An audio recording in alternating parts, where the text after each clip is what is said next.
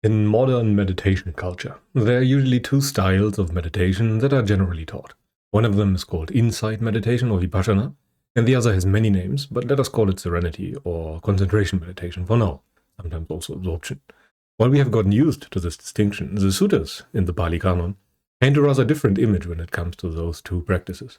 If you have never studied the suttas or never really looked into them in some degree of depth, you might be surprised to learn that they never talk about any of the modern styles of meditation unless you heavily interpret them, let alone make a distinction between those two kinds of meditations that I mentioned before. Today we find out what the early Buddhist texts really have to say about meditation.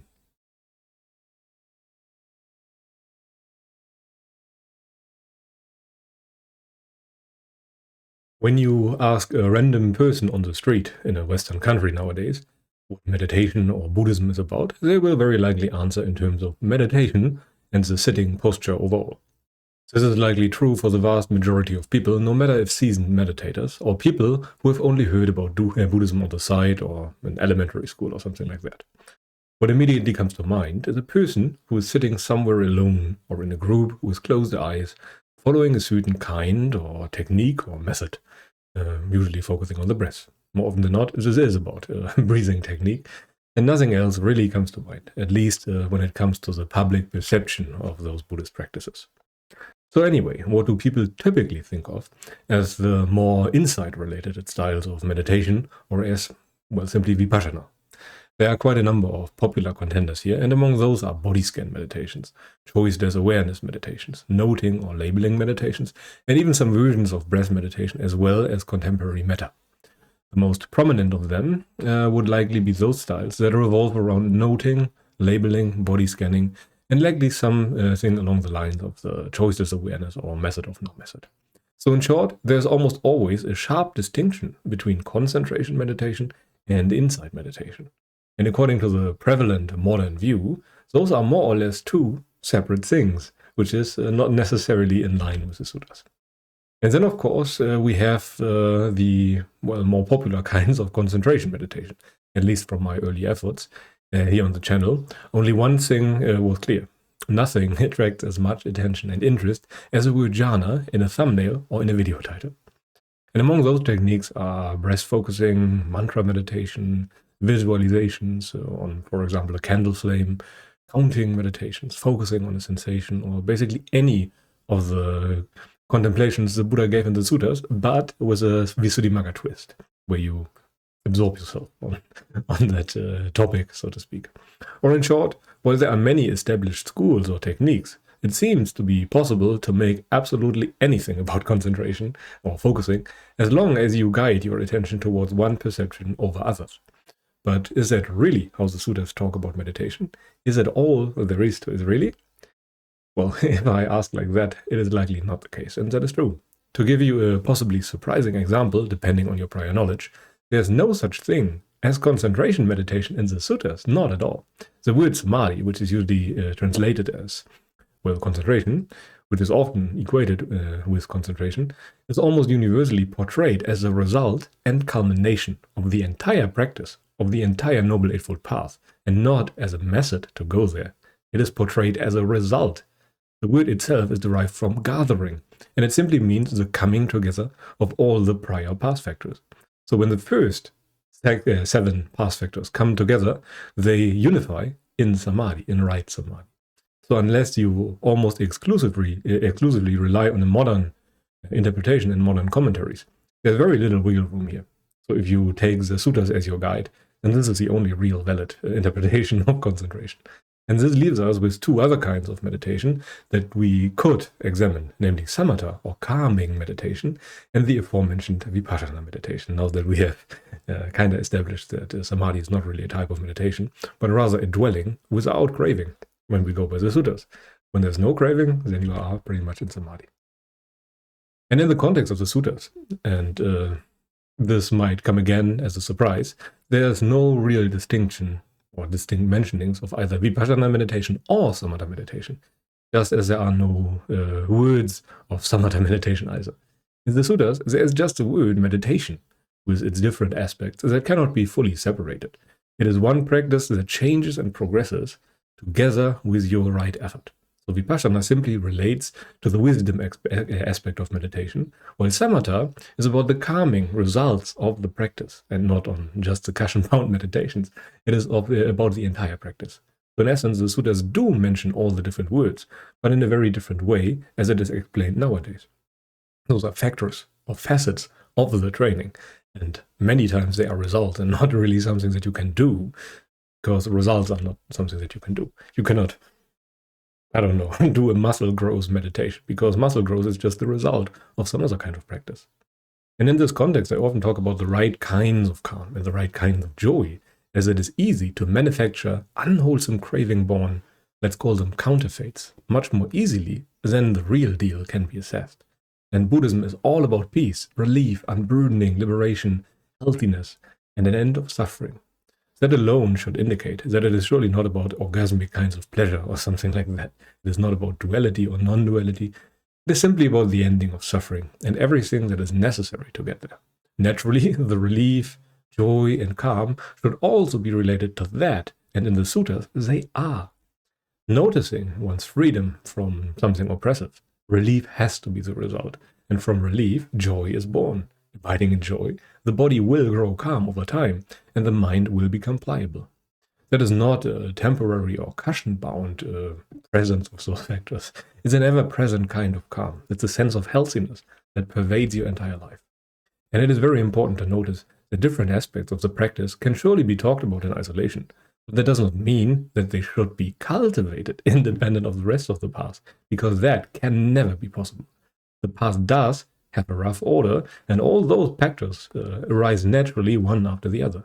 At least the essential part or the hardwood of the Dhamma is indebatable. It always has to be there, namely the freedom from craving and the freedom from clinging. You cannot shortcut it or leave out parts you deem useless or parts that you do not want to do because they are so tedious or anything like that. This is all a sign of doing it wrongly. The Suttas do never distinguish between different kinds of meditation on the level of method. Yet, there surely are different aspects of the teaching. No real distinction at all between vipassana and samadhi, but there are things that you perform at the right time. As mentioned before, you need calm, and you need virtue, and you also need wisdom if you want to make it to the final goal. Yet the calm and the joy grow from virtue done rightly. The calm, again, automatically grows from relief and joy, and both become more normal and a healthy state of being. When those things mature, they become your samadhi. There's no extra step in between where you have to do the samadhi. The samadhi is just a result, the culmination of all the practice. And then you just have to abide in that state. And then you will not fall back again. It cannot re-arise the prior state. That is what the Dhamma is all about. And based on this health state of samadhi, clear seeing and knowing, namely wisdom, is almost automatic. It almost automatically arises with next to no effort. As an example, an addict who first abstains from taking their drugs grows relieved if they are no longer in need of their drug, and joy arises, and then later calm. In hindsight, they can then understand their previous captivating drug as harmful, oppressive, and dangerous. And that is what an insight into sensuality is. You suddenly realize that it was indeed dangerous, and that the Buddha was right. And this begs the question, what style of meditation do the Suttas talk about if all the modern methods do not quite hit the spot? Well, that is easy to phrase, but it takes quite a bit of effort and throwing away of your old, possibly wrong views to see and accept that. Meditation is simply that which you abide in when there is no greed, no aversion, and no delusion left right now on the level of views, on the level of values, on the level of desires. If there's just no option or opportunity for you to engage present, then you are not free from the hindrances at all. You are free from the hindrances when even in the presence of something that is provocative of lust or hate or delusion, you are still unmoved. This is what freedom from the hindrances is like. And in that sense, meditation is the last step of the path, and you abide in it when you have trained yourself well. It is not a method to get to the end at all. It's not a method. And when the Suttas talk about active practices, they usually talk about restraint and rules and observances as the first part of the training all times, at all times. No part of your day should be exempt from that. And based on that, you gain some room to breathe and can read, try to understand, and contemplate or muse on certain topics of Dhamma. You try to actively clarify and abandon your wrong views so that only right view remains. You purify your mind of all those views that cause unwholesome actions to arise in the first place. And none of those views are left, none of those values and desires are left. You can simply, abide and do nothing and be the happiest, most burdenless person on the planet.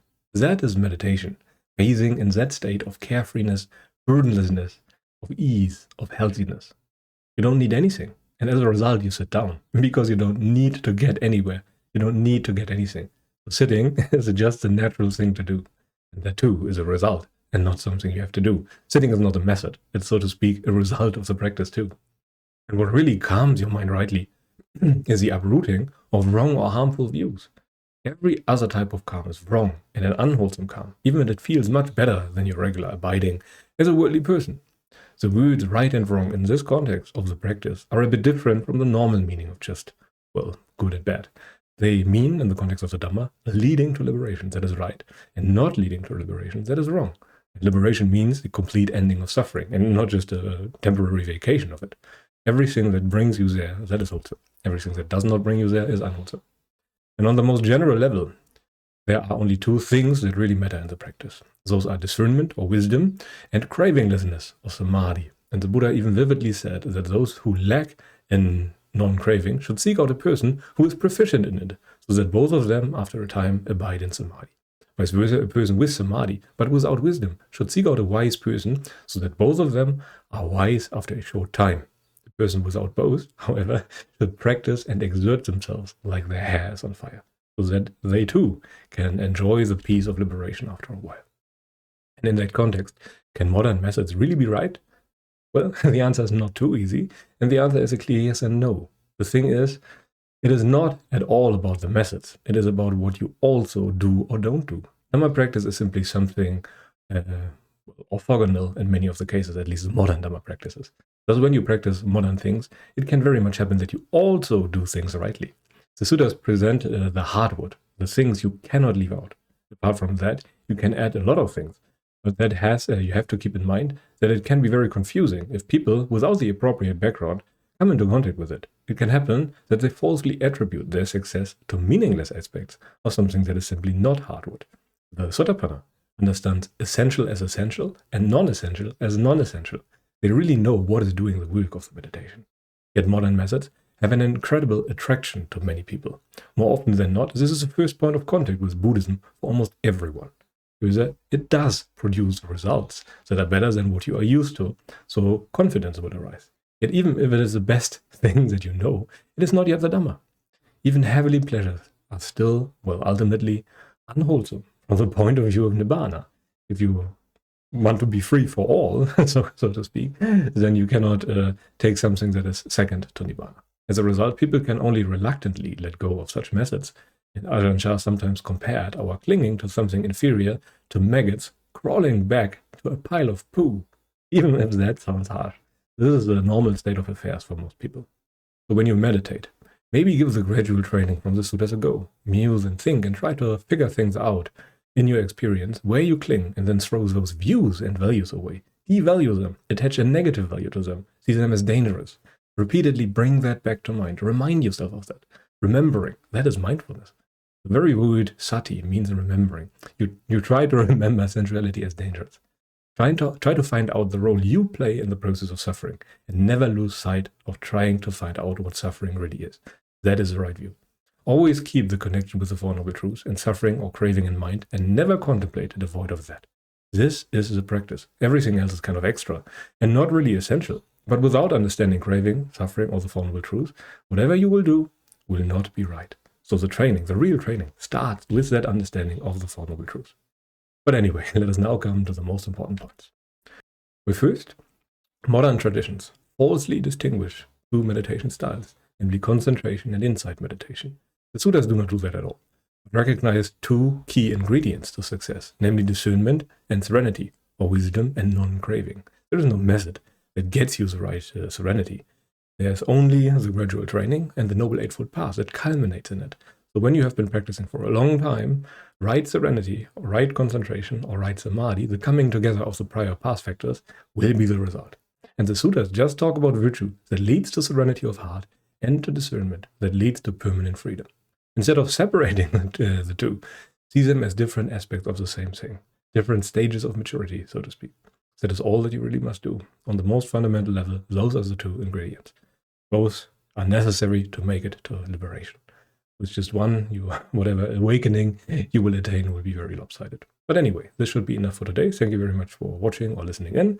If you enjoy what I do, feel free to like, subscribe, and do the YouTube stuff. But until then, I wish you a pleasant day and goodbye.